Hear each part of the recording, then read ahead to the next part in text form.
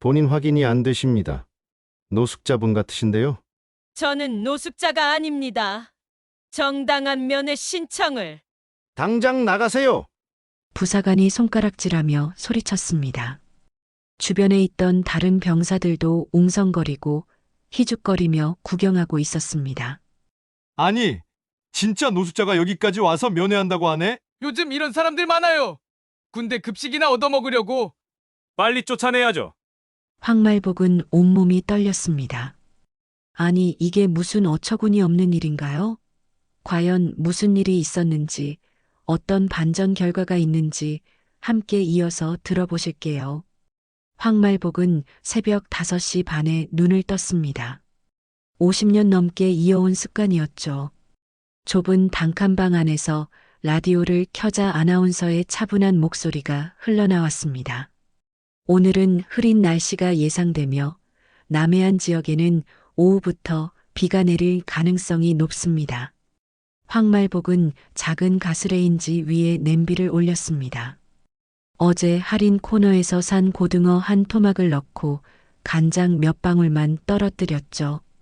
젊은 시절엔 청와대 식당에서 한정식을 먹던 사람이었지만 지금은 이것만으로도 충분했습니다. 김치 냉장고에서 꺼낸 묵은지 몇 조각을 함께 놓고 조용히 아침을 드셨습니다.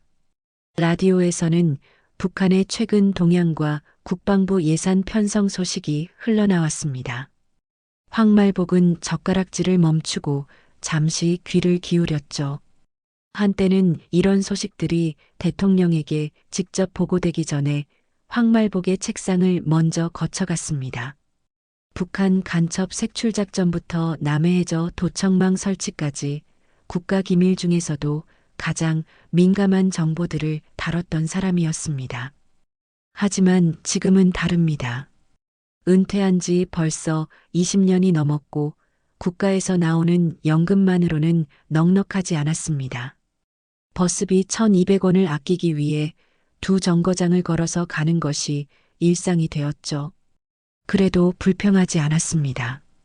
나라를 위해 일했던 시절이 자랑스러웠고 지금의 평범한 삶도 나쁘지 않다고 생각했습니다. 휴대폰이 울렸습니다. 화면에 수진이라는 이름이 떴죠.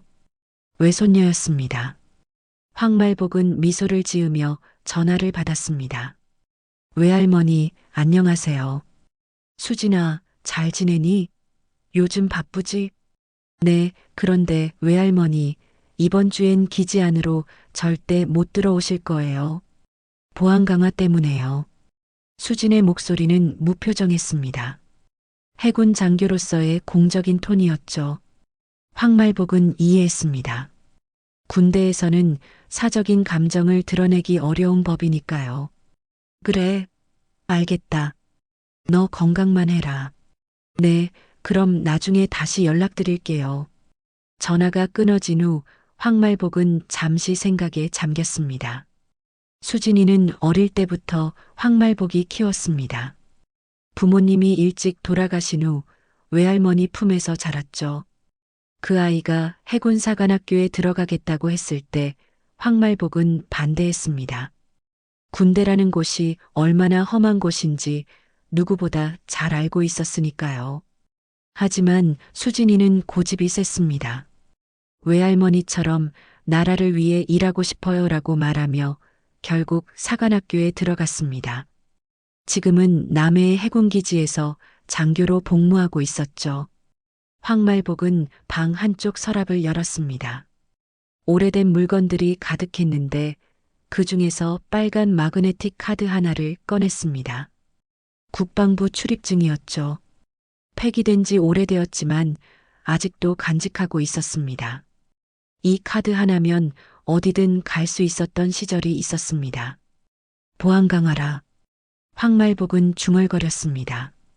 요즘 젊은 군인들은 과거를 모르는 것 같았습니다. 자신들이 지키고 있는 나라가 어떻게 만들어졌는지, 누가 그 터전을 닦았는지 말이죠. 창밖으로 비가 내리기 시작했습니다.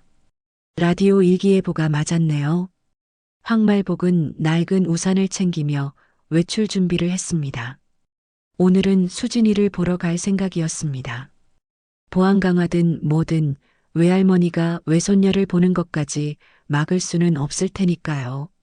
검정색 손가방에 필요한 물건들을 챙겼습니다. 지갑, 휴대폰, 그리고 그 오래된 출입증까지. 혹시 모르니까 말이죠. 황말복은 거울을 보며 옷매무새를 정리했습니다.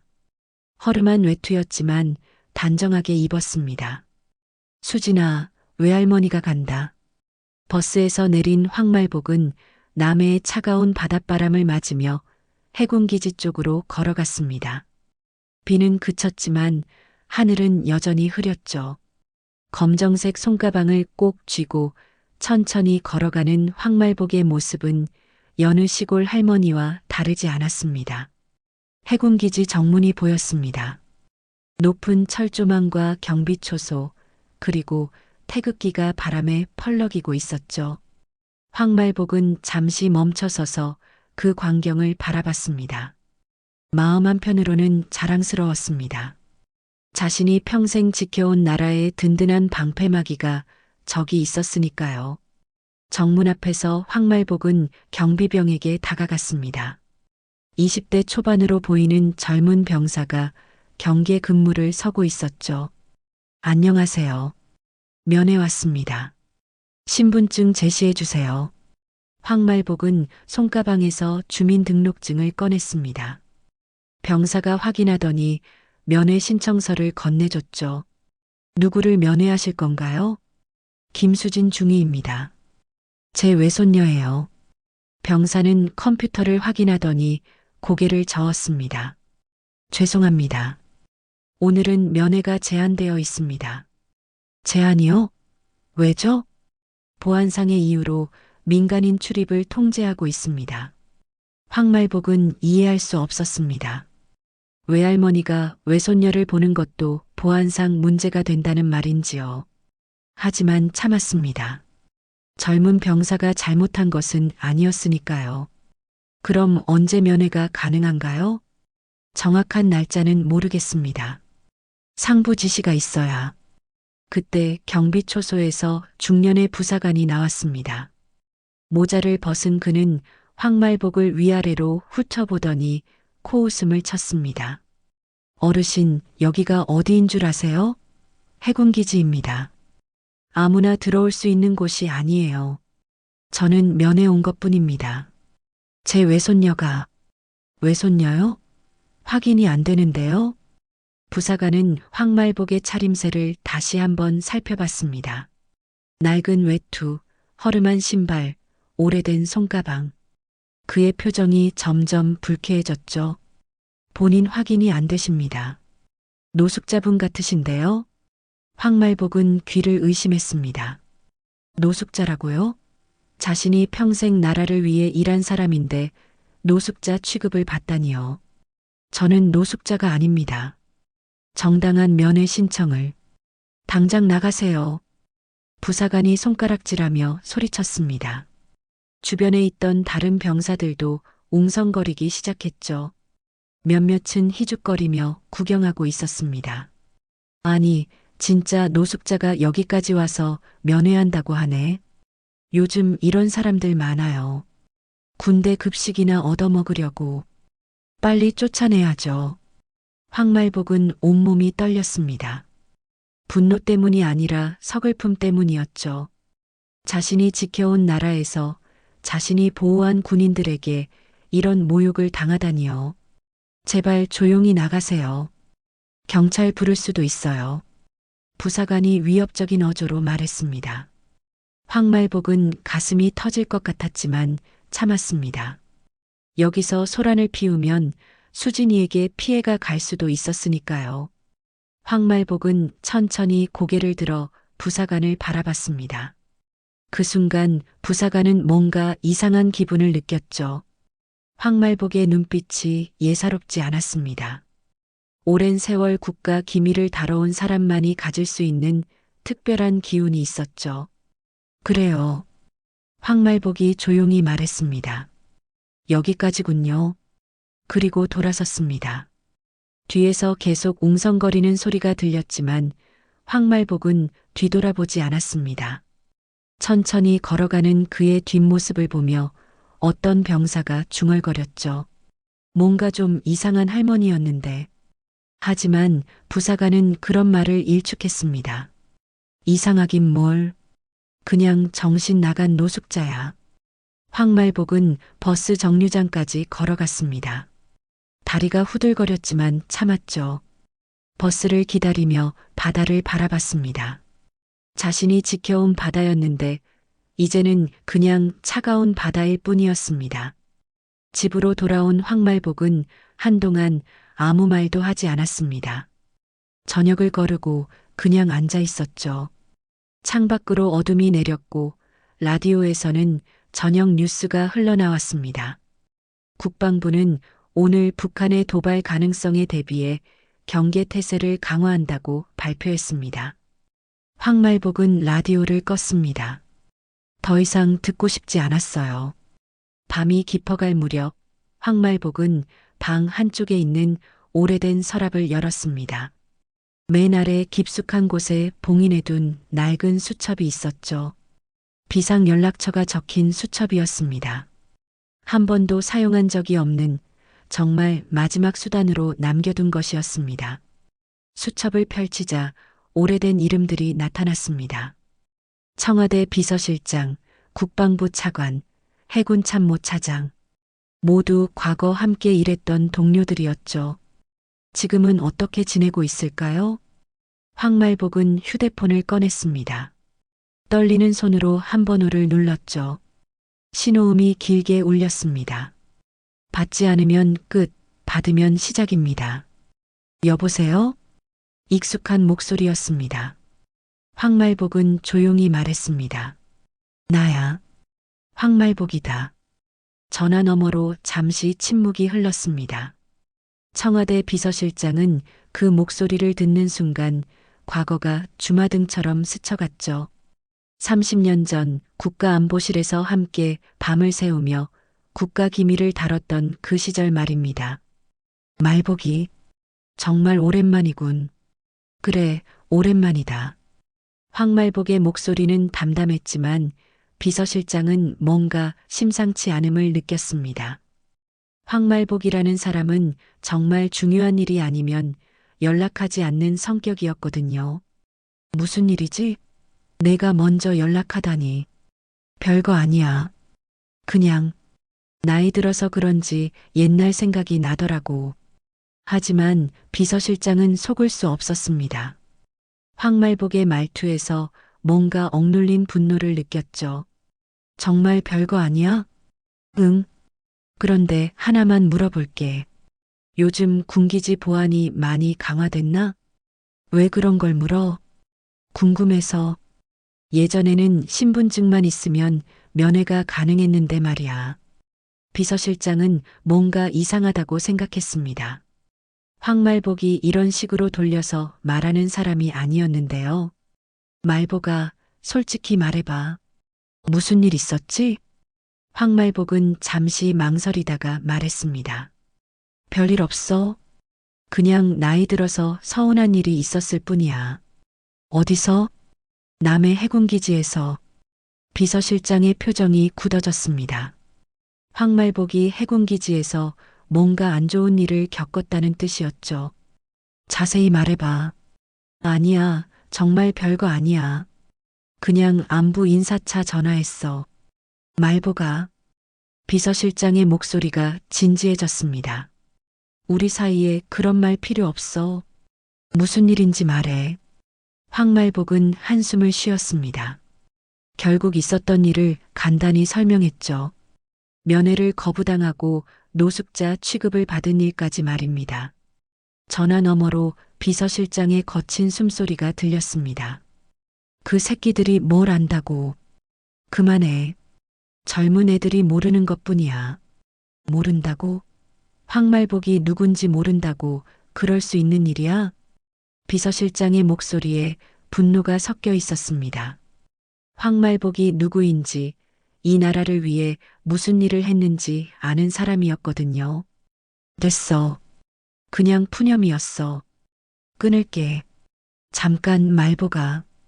그 기지 이름이 뭐라고 했지? 남의 XX 기지야. 하지만 정말 별일 아니니까. 알았어.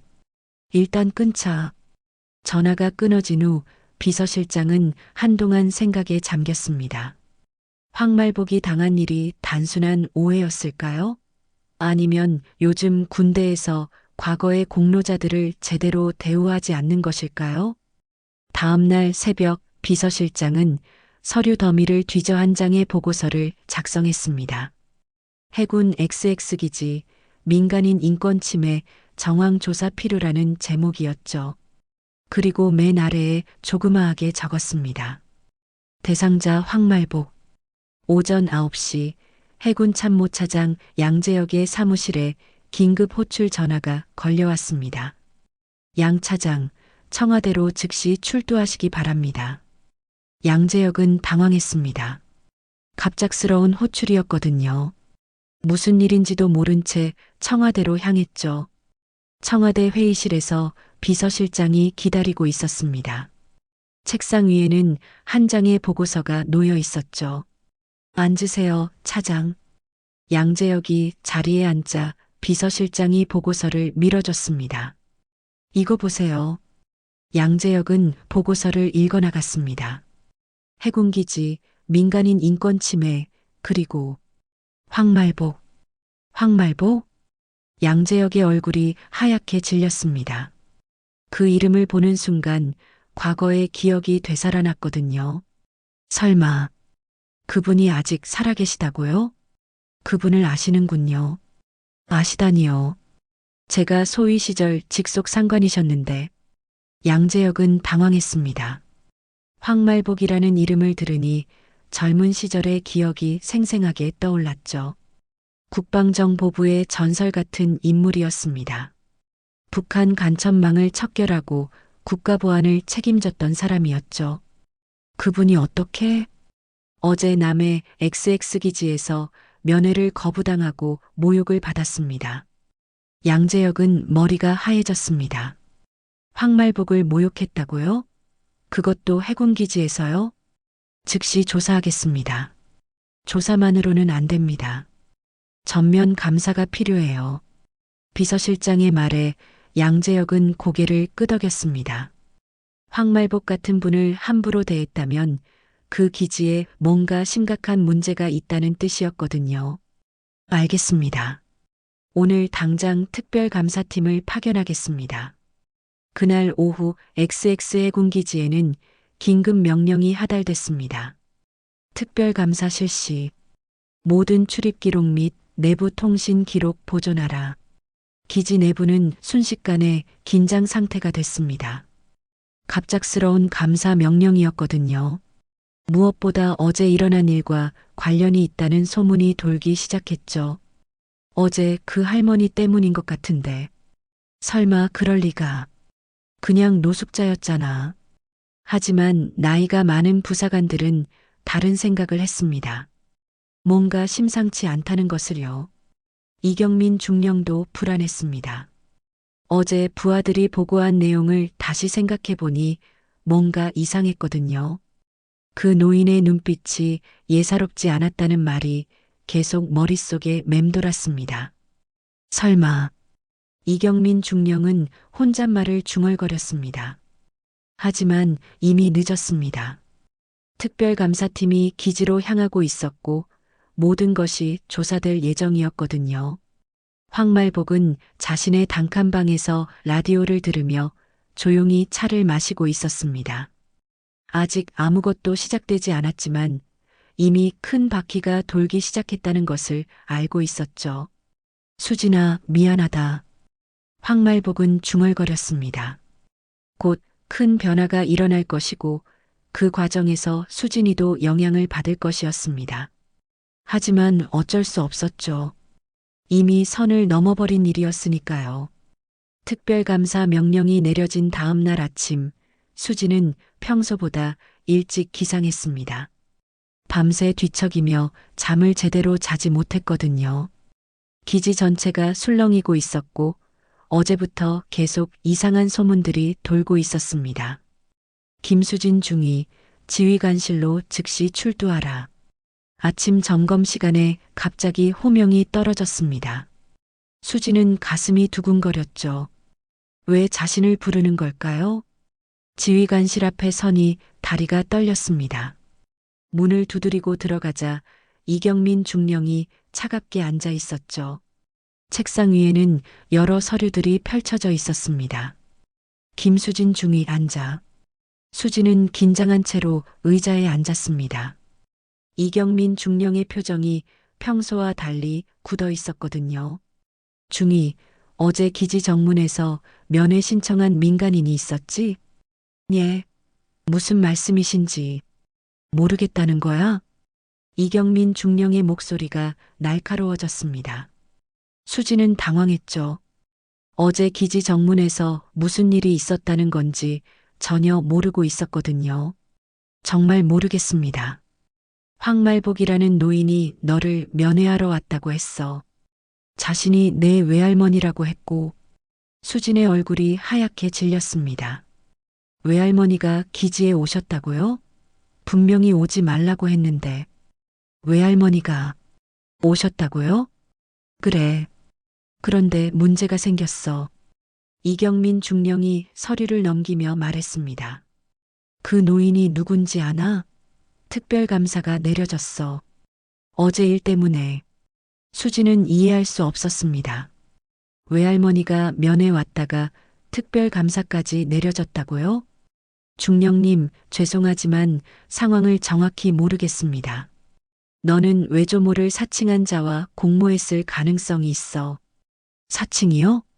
수지는 깜짝 놀랐습니다. 외할머니를 사칭했다는 말이 이해되지 않았거든요. 그 노인이 정말 내 외할머니인지 확실해? 당연히 제 외할머니입니다. 어릴 때부터 키워주신. 증명할 수 있어? 이경민 중령이 따지듯 물었습니다. 수지는 당황했죠. 외할머니를 증명하라니 그런 말이 어디 있나요? 보고를 왜 안 했지? 보고요? 가족이 기지에 면회 온다면 미리 보고해야 하는 거 아니야? 수지는 할 말이 없었습니다. 외할머니께서 오지 말라고 했는데 갑자기 오신 거였으니까요. 미리 보고할 수도 없었죠. 중이, 너 지금 군기회의 상태야. 이런 식으로는 안 돼. 이경민 중령의 목소리가 점점 높아졌습니다. 수지는 뭔가 잘못되고 있다는 것을 느꼈죠. 죄송합니다. 하지만 외할머니는 정말 제 가족이고, 가족이면 다야? 보안 규정을 어겨도 돼? 그게 아니라, 중이, 너는 이 사건에 책임이 있어. 특별감사가 내려진 이유가 뭔지 알고 있지? 수지는 모르고 있었습니다. 도대체 무슨 일이 벌어진 건지, 왜 외할머니 면회 때문에 특별감사가 내려진 건지 전혀 이해할 수 없었거든요. 모르겠습니다. 그 노인이 기지에서 소란을 피웠어. 그래서 상부에 보고가 올라간 거야. 외할머니가 소란을요? 그럴 리가 없는데. 없다고? 내가 뭘 안다고? 이경민 중령은 수진을 정치적 희생양으로 삼으려 하고 있었습니다. 특별감사의 책임을 누군가에게 떠넘겨야 했고 수진이 적당한 대상이었죠. 중이, 너는 당분간 외부 면회 금지야. 그리고 이 사건에 대해 자세한 보고서를 제출해. 하지만 중령님, 반박하지 마. 이건 명령이야. 수지는 가슴이 터질 것 같았습니다. 외할머니에게 무슨 일이 생긴 건지, 왜 이런 일이 벌어진 건지 알 수 없었거든요. 무엇보다 외할머니를 걱정하는 마음이 컸죠. 중령님, 외할머니는 괜찮으신가요? 그건 내가 걱정할 일이 아니야. 너는 군인으로서 복종만 하면 돼. 수지는 눈물이 날 것 같았지만 참았습니다. 군인이니까요. 하지만 마음은 너무나 아팠습니다. 지휘관실을 나온 수지는 복도에서 한참을 서 있었습니다. 동료들의 시선이 느껴졌지만 신경 쓸 여유가 없었죠. 외할머니가 걱정되었습니다. 그날 저녁 수지는 막사에서 홀로 앉아 있었습니다. 동료들도 뭔가 이상한 분위기를 느끼고 있었지만 아무도 말을 걸지 않았죠. 수진아. 갑자기 누군가가 이름을 불렀습니다. 돌아보니 기지 담장 너머에서 외할머니가 서 계셨어요. 어떻게 여기까지 오신 걸까요? 수진은 급하게 담장 쪽으로 달려갔습니다. 외할머니는 군복 위에 살짝 걸친 점퍼 차림의 수진을 바라보며 말없이 손을 내밀었죠. 외할머니. 수진의 눈에서 눈물이 흘러내렸습니다. 그동안 참았던 감정이 터져나온 거였어요. 수진아, 너 잘못 없어. 황말복이 조용히 말했습니다. 담장 너머로 손녀의 손을 잡으며 말이죠. 어른들 싸움이야. 나는 절대 너까지 끌어들이지 않겠다. 외할머니, 도대체 무슨 일이에요? 걱정하지 마. 곧 정리될 거야. 황말복의 목소리는 따뜻했지만 단단했습니다. 수지는 외할머니의 눈에서 뭔가 다른 것을 보았죠. 평소에 자상한 할머니가 아니라 뭔가 강한 의지를 가진 사람의 모습이었습니다. 외할머니, 저 때문에 이런 일이. 아니야. 이건 예전부터 있어야 할 일이었어. 너는 그냥 계기였을 뿐이야. 수지는 무슨 말인지 이해할 수 없었습니다. 하지만 외할머니의 말투에서 뭔가 심상치 않은 일이 벌어지고 있다는 것을 느꼈죠. 수진아, 며칠만 참아라. 곧 끝날 거야. 외할머니. 그리고 너는 당당해라. 너는 잘못한 게 없어. 황말복은 손녀의 손을 꼭 쥐고는 조용히 사라졌습니다. 수지는 한참 동안 그 자리에 서 있었죠. 외할머니의 말이 무슨 뜻인지 모르겠지만 뭔가 큰 일이 벌어질 것 같은 예감이 들었습니다. 수진과 만난 다음 날 기지사령부는 비상회의를 소집했습니다. 이경민 중령을 비롯한 주요 간부들이 모였죠. 특별감사팀이 곧 도착한다는 소식 때문이었습니다. 이 상황을 어떻게 정리할 것인가? 사령관이 무거운 목소리로 물었습니다. 회의실 안의 분위기는 차갑기만 했죠. 간단합니다. 그 노인이 신분을 사칭하고 기지 보안을 위협했다고 보고하면 됩니다. 이경민 중령이 자신 있게 말했습니다. 하지만 다른 간부들의 표정은 좋지 않았어요. 중령, 정말 그게 최선인가? 그렇습니다. 어차피 증명할 방법도 없고 우리가 보안 규정을 지킨 것뿐입니다. 이경민 중령은 황말복을 완전히 일반 노인으로 취급하고 있었습니다. 설마 그 노인이 특별한 배경을 가지고 있을 거라고는 생각지도 못했죠. 그럼 그 중위는 어떻게 할 건가? 김수진 중위는 가족관리 소홀과 보고 의무 위반으로 징계하면 됩니다. 회의가 끝난 후 이경민 중령은 자신의 계획을 실행에 옮겼습니다. 우선 황말복을 기지정보 유출 시도 혐의로 고소하기로 했죠. 법무과장, 명예훼손과 업무방해 혐의로 고소장을 작성해. 하지만 중령님 증거? 기지 정문에서 소란을 피운 것만으로도 충분해. 이경민 중령은 오히려 공격적으로 나가기로 했습니다. 수세에 몰리기 전에 먼저 타격을 가하는 것이 유리하다고 판단했거든요. 그날 밤 지역 경찰서에는 해군기지로부터 공식 고소장이 접수됐습니다. 황말복, 군사기밀 유출 시도 및 업무방해 혐의. 경찰서장은 고소장을 보며 고개를 갸우뚱했습니다. 80 넘은 할머니가 군사기밀 유출이라고? 해군에서 정식으로 고소한 것 같은데요. 그럼 일단 조사해봐야지. 다음 날 새벽 수사관 2명이 황말복의 주소지로 파견됐습니다. 하지만 도착해보니 집은 비어 있었죠. 아무도 없네요. 이상하네. 도망간 건가?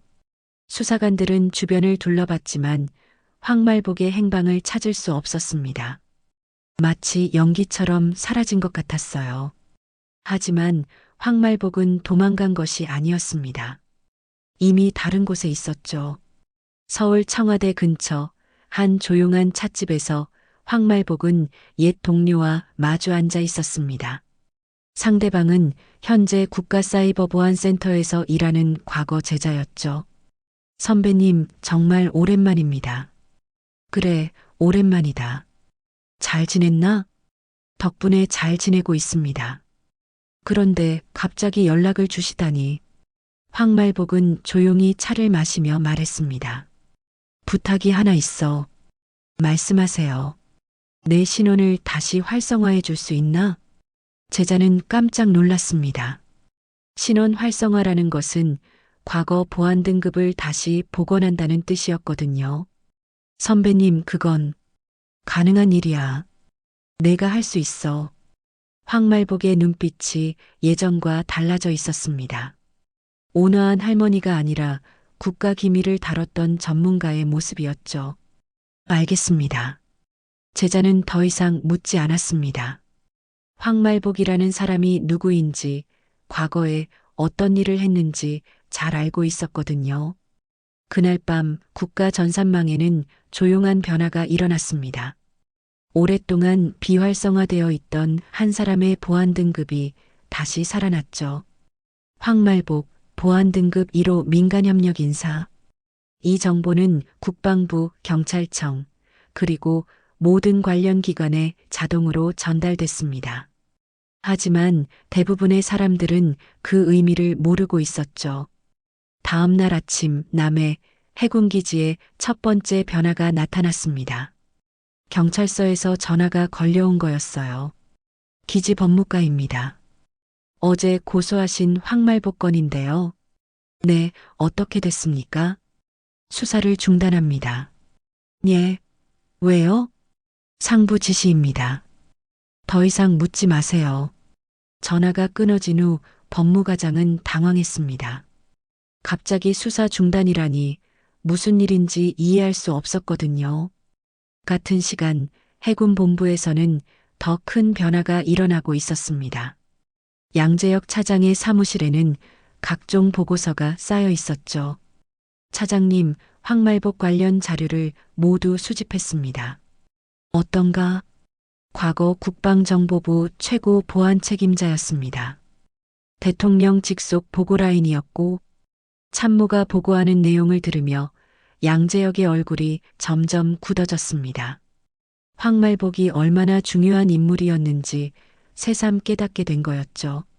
그런 분을 노숙자 취급했다고? 그런 것 같습니다. 즉시 XX기지에 특별 지시를 내려 관련자 전원 대기 발령. 알겠습니다. 오후가 되자 XX해군기지에는 폭탄 선언이 떨어졌습니다. 특별감사 명령. 해당 기지 지휘라인 전면 재편 예정.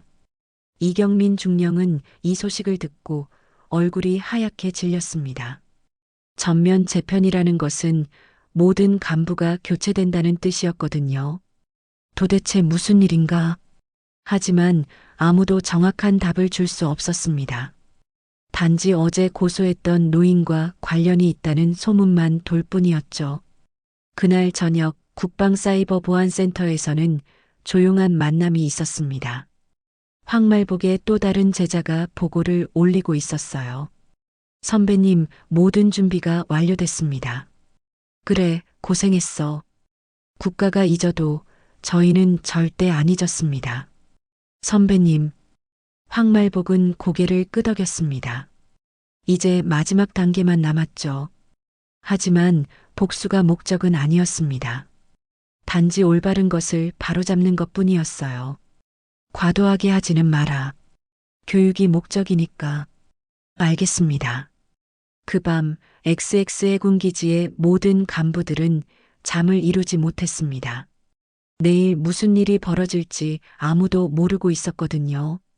단지 어제까지 평범한 노인이라고 생각했던 사람이 실제로는 전혀 다른 존재였다는 것만 알게 됐을 뿐이었습니다. 특별감사 명령이 내려진 지 일주일 후 XX해군기지에는 전례 없는 긴장감이 흘렀습니다. 특별감사팀이 도착한 첫날부터 모든 것이 뒤바뀌기 시작했거든요. 이경민 중령, 즉시 본부로 출두하시기 바랍니다. 비서관이 떨리는 목소리로 전했습니다. 이경민 중령은 가슴이 두근거렸지만 태연한 척했죠. 무슨 일인가? 특별감사팀에서 직접 면담하겠다고 합니다. 이경민 중령이 감사팀 앞에 앉았을 때 분위기는 예상보다 훨씬 차가웠습니다. 감사팀장은 두꺼운 파일을 앞에 놓고 천천히 입을 열었죠. 중령, 지난주 기지 정문에서 일어난 일에 대해 설명해 주세요. 별일 없었습니다. 신원 미상의 민간인이 면회를 요청했고 보안 규정에 따라 거부한 것뿐입니다. 신원 미상이라고 하셨나요? 감사팀장의 눈빛이 날카로워졌습니다. 네, 노숙자로 보였습니다. 황말복이라는 이름을 들어보셨습니까? 이경민 중령은 순간 얼어붙었습니다. 그 이름을 왜 아는 걸까요? 들어본 것 같기도 하고. 들어본 것 같다고요? 중령, 이분이 누구신지 정말 모르십니까? 감사팀장이 파일을 열자 황말복의 과거 이력이 나타났습니다. 국방정보부 최고 보안 책임자, 대통령 직속 보고라인, 수많은 국가공로. 이경민 중령의 얼굴이 하얗게 질렸습니다. 이런 분이었다고요? 그렇습니다. 그런 분을 노숙자 취급하며 모욕하셨습니다. 저는 몰랐습니다. 정말 몰랐어요. 하지만 이미 늦었습니다. 감사팀은 이미 모든 것을 파악하고 있었거든요. 중령, 귀하는 군단으로 전보 조치됩니다. 즉시 권한 정지입니다. 예, 갑자기 왜요? 보안 의식 부족과 민간인 인권 침해 혐의입니다. 이경민 중령은 믿을 수 없었습니다. 하루아침에 모든 것이 무너져 내리는 기분이었죠. 오후에 이경민 중령은 개인 사무실에서 짐을 정리하고 있었습니다. 동료들의 시선이 따가웠지만 어쩔 수 없었어요. 서랍을 정리하며 지난 일들을 되돌아봤습니다. 도대체 저 노인이 누구였길래. 그때 휴대폰이 울렸습니다. 과거 상관이었던 대령의 전화였죠. 여보세요, 대령님. 이중령, 너 완전히 큰일 났구나. 무슨 말씀이신지. 황말복이 누군지도 모르고 까불었냐? 상관의 목소리에는 경악이 섞여 있었습니다. 그분이 대체 누구신가요? 나라 살린 분이다, 임마. 북한 간첩망 척결부터 국가기밀보호까지 우리나라 안보의 기둥 같은 분이셨어. 그런 분이 왜 그렇게 초라한 모습으로. 은퇴하셨으니까 그렇지. 하지만 그분의 과거를 모르는 놈은 군대에 있을 자격이 없어.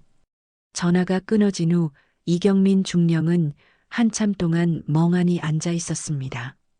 자신이 얼마나 큰 실수를 했는지 이제야 깨달았거든요. 저녁 무렵 이경민 중령은 수진을 불렀습니다. 마지막으로 사과하고 싶었어요. 김수진 중이. 네, 중령님. 수진의 목소리는 여전히 정중했지만 경계심이 느껴졌습니다. 중이 미안했다. 갑작스러운 사과에 수진은 당황했죠. 무슨 말씀이신지. 내가 그분을 몰랐다. 내 외할머니가 어떤 분인지 전혀 몰랐어. 이경민 중령의 목소리에는 진정성이 있었습니다. 이제야 자신의 잘못을 깨달은 거였죠. 중령님, 내 외할머니는 이 나라의 영웅이셨어. 내가 함부로 대할 뿐이 아니었다. 수지는 무슨 말인지 정확히 모르겠지만 외할머니에 대한 새로운 사실을 알게 된 것 같았어요. 앞으로는 당당해라. 너는 자랑스러운 가문의 후손이야.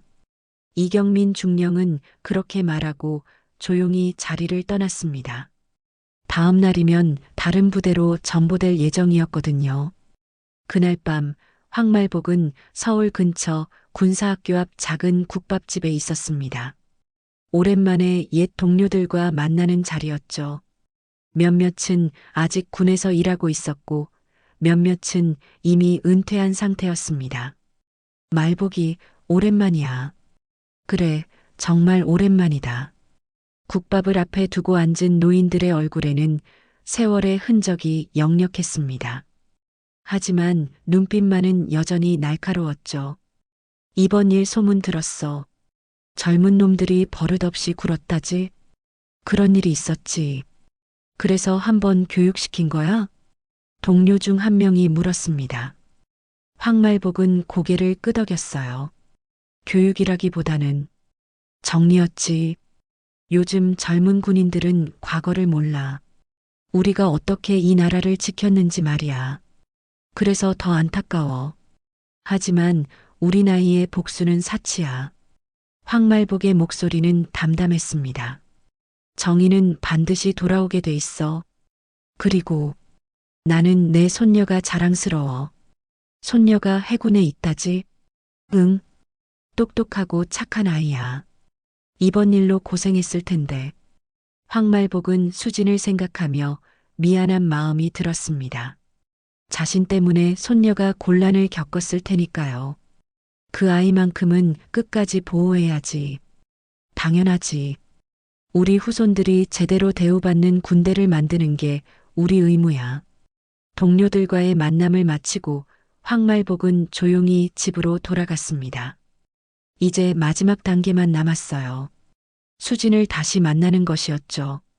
다음 날 아침 XX의 군기지에는 새로운 소식이 전해졌습니다. 이경민 중령의 후임으로 새로운 지휘관이 부임한다는 것이었어요. 그리고 기지 전체의 보안 규정도 전면 개정될 예정이었습니다. 수진은 이 모든 변화를 지켜보며 외할머니를 생각했습니다. 도대체 외할머니가 누구이기에 이런 일들이 벌어지는 걸까요? 그리고 언제쯤 다시 만날 수 있을까요? 기지 정문에서는 새로운 안내판이 설치되고 있었습니다. 민간인 면회 시 정중한 응대라는 문구가 크게 적혀 있었죠. 작은 변화였지만 의미가 깊었습니다. 이경민 중령은 XX의 군기지에서의 마지막 날을 맞았습니다. 새벽부터 개인 물품을 정리하며 지난 몇 년간의 군 생활을 되돌아봤죠. 오늘 오후면 다른 부대로 떠나야 했습니다. 점심시간이 지나고 이경민 중령은 수진을 마지막으로 한 번 더 불렀습니다. 떠나기 전에 꼭 해야 할 말이 있었거든요. 김수진 중위, 잠시 시간 있나? 네, 중령님. 수진은 여전히 정중한 자세로 답했습니다. 하지만 며칠 전과는 달리 두려움이 사라져 있었어요. 중위 앉아. 이경민 중령의 목소리는 이전과 완전히 달랐습니다. 권위적이고 차가웠던 모습은 온데간데 없고 뭔가 부담스러워하는 기색이 역력했죠. 중위, 솔직히 말할게. 네. 나는 내 외할머니가 누구신지 정말 몰랐어. 만약 알았다면 절대 그런 일은 없었을 거야. 수지는 고개를 끄덕였습니다. 며칠 사이 기지 안에서 외할머니에 대한 소문이 돌고 있었거든요. 국가 유공자라는 이야기, 과거 중요한 일을 하셨다는 이야기들이요. 중령님도 사람이니까 실수할 수 있다고 생각합니다. 고마워. 하지만 변명의 여지가 없어. 이경민 중령은 잠시 망설이다가 자리에서 일어났습니다. 그리고 수진 앞에서 정중하게 고개를 숙였죠. 중위, 정말 미안했다. 수진은 깜짝 놀랐습니다. 상관이 부하에게 고개를 숙이는 일은 흔치 않거든요. 중령님, 고개 드세요. 아니야. 내가 잘못했어. 내 외할머니께도 용서를 구하고 싶지만 이제 기회가 없을 것 같아서 너라도. 중령님, 수진이 조용히 말했습니다. 외할머니는 절대 원망하지 않으실 거예요. 그런 분이 아니거든요. 정말? 네. 외할머니는 항상 이해하려고 노력하시는 분이에요. 다른 사람을 탓하기보다는 상황을 받아들이시죠. 이경민 중령은 안도의 표정을 지었습니다. 그래도 조금은 마음이 가벼워진 것 같았어요. 중위, 앞으로 잘 지내라. 너는 훌륭한 군인이야. 감사합니다.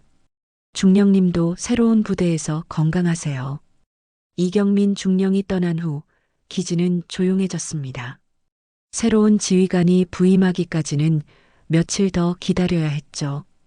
그날 저녁 수지는 기지 산책로를 걸으며 생각에 잠겼습니다. 이번 일을 통해 외할머니에 대해 새로운 사실들을 알게 됐거든요. 평소에는 그냥 자상한 할머니로만 알고 있었는데 실제로는 나라를 위해 큰일을 하신 분이었다니요. 외할머니. 수지는 혼잣말을 중얼거렸습니다. 언제쯤 다시 만날 수 있을까요? 그리고 외할머니는 지금 어디서 무엇을 하고 계실까요? 한편 황말복은 서울의 작은 여관에서 밤을 보내고 있었습니다. 내일이면 다시 남해로 가서 수진을 만날 예정이었죠. 이제 모든 일이 정리됐으니까요. 라디오에서는 저녁 뉴스가 흘러나왔습니다. 해군 일부 기지에서 민간인 응대 매뉴얼이 새롭게 개정됐다고 발표했습니다.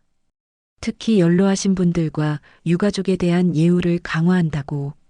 황말복은 라디오를 끄고 창밖을 바라봤습니다.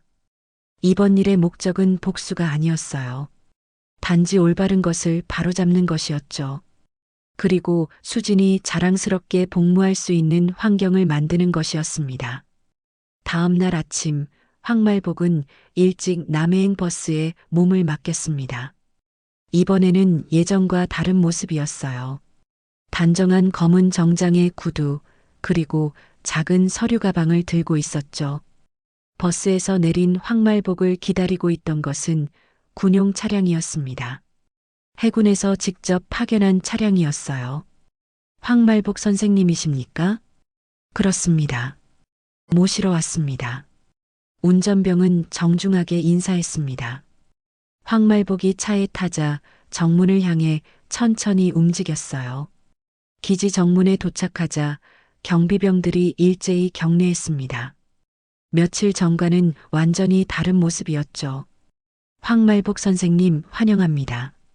고맙습니다. 황말복은 정문을 통과하며 주변을 둘러봤습니다. 새로운 안내판들이 설치되어 있었고 경비병들의 태도도 이전과 달랐어요. 수진이는 어디에 있나요? 안내해드리겠습니다. 잠시 후 수진이 뛰어왔습니다. 외할머니를 보자마자 눈에 눈물이 고였어요. 외할머니, 수진아.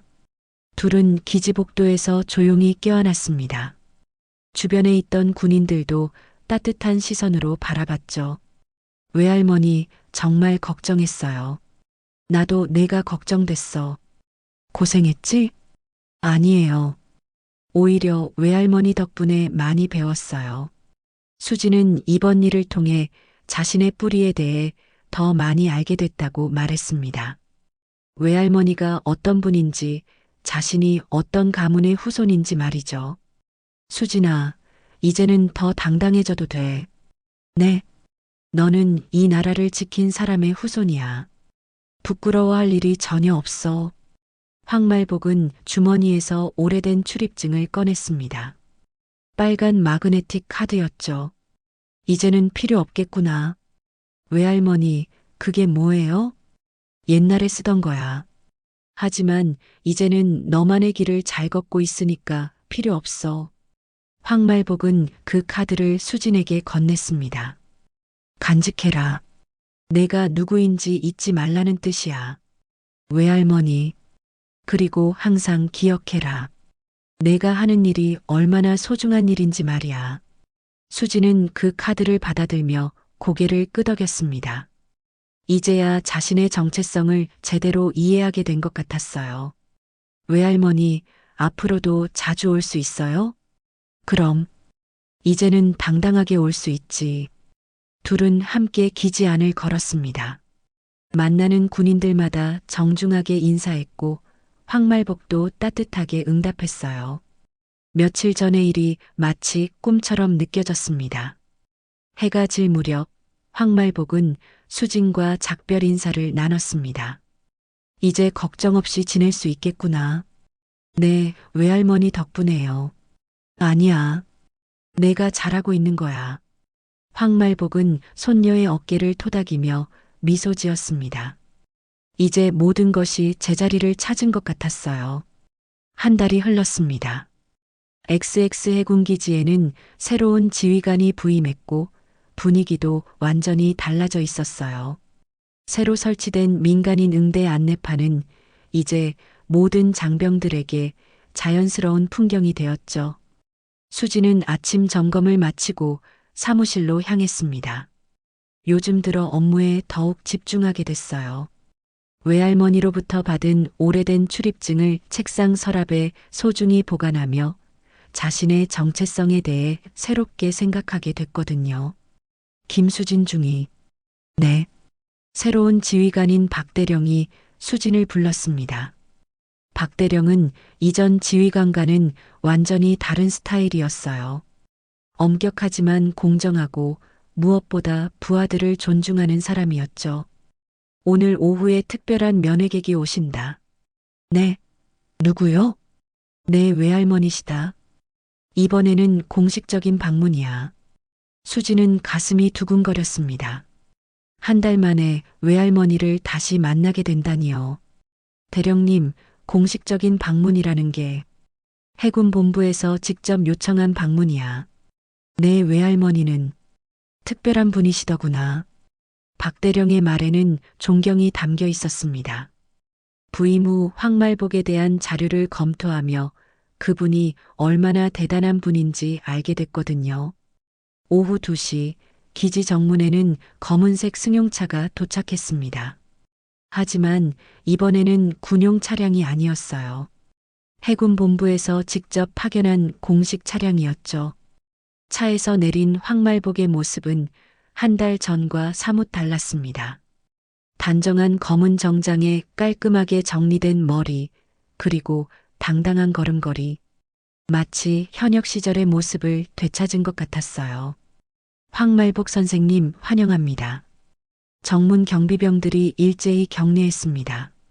한 달 전 노숙자라고 부르며 내쫓았던 바로 그 장소에서 말이죠. 고맙습니다. 황말복은 정중하게 답례했습니다. 복수하러 온 것이 아니라 화해하러 온 사람의 모습이었어요. 안내해드리겠습니다. 경비병이 앞장서며 황말복을 기지 안으로 안내했습니다. 지나가는 모든 장병들이 정중하게 인사했고 황말복도 따뜻하게 응답했죠. 수지는 지휘관실 앞에서 기다리고 있었습니다. 외할머니가 오신다는 소식을 듣고 설레고 있었거든요. 외할머니, 수진아. 둘은 다시 한번 따뜻하게 포옹했습니다. 하지만 이번에는 이전과 다른 의미였어요. 더 이상 숨어서 만나는 것이 아니라 당당하게 만나는 것이었거든요. 외할머니, 완전히 달라 보이세요. 그래, 너도 한 달 사이에 더 의젓해진 것 같은데? 실제로 수지는 달라져 있었습니다. 이번 일을 통해 자신의 뿌리에 대해 알게 되면서 더욱 자신감을 갖게 됐거든요. 외할머니, 오늘은 어떻게 오신 거예요? 공식 초청을 받았어. 해군에서 과거의 일에 대해 감사 인사를 전하고 싶다고 하더구나. 황말복의 설명을 들으며 수지는 뿌듯했습니다. 외할머니가 제대로 된 대우를 받게 된 것이 기뻤거든요. 오후 3시 기지 회의실에서는 특별한 만남이 있었습니다. 박대령을 비롯한 주요 간부들이 모여 황말복에게 정식으로 사과와 감사를 표하는 자리였어요.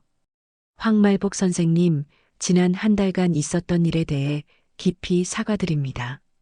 박대령이 정중하게 고개를 숙였습니다.